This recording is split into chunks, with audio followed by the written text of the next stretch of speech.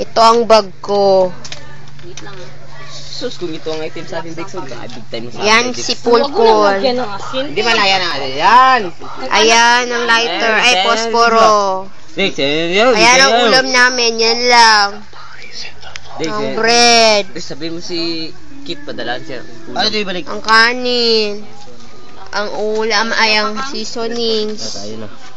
Ibalik mo. Ilong press mong menu. Ang uyab ko. Hindi. Yan si Kenneth. Papogi naman John. Si Eya. Si Eya. Oh. Si Marlon. Marlon, harap. Baby, harap.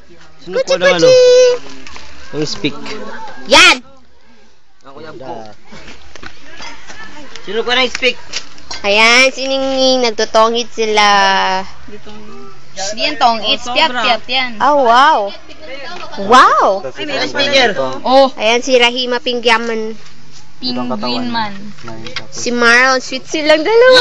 Teres! Kita mo yan. Ay! Oo. Oo. Oh, yan sweet sila. Baramo. Oo. Turuan niya ako mag-chat. Talaga? Ano nafe-feel mo ngayon, Rai? Rai? Ano nafe-feel mo ngayon? Kailang kayo hindi ko ma... Ikaw, Marlon, anong nafe-feel mo nakarap mo si Rai? Ha? Ako ay nakakabahan. Oh, plus yan. Oh, plus this. Ayan sila. Okay, tignan natin ang nasa labas. Ayan, basurahan. Ayan, yan ang laman ng basurahan. Ito ang daanan. Ayan, naglalakad ako. Ayan, papasok sa number 23 na cottage. Ayan. Yan ang mga tao dito. Si Gerald, si Memo, at saka si Sweet. Wala si Pulpul. Balik lang siya. Si Pulpul. Nag-alis ka Ayan, si... Alam, mga baboy! Ang isda!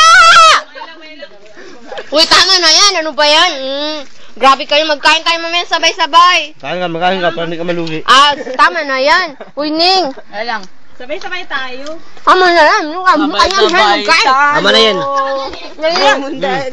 Ning, stop mo. Alis ka pa kasi. Di manghang. Stop!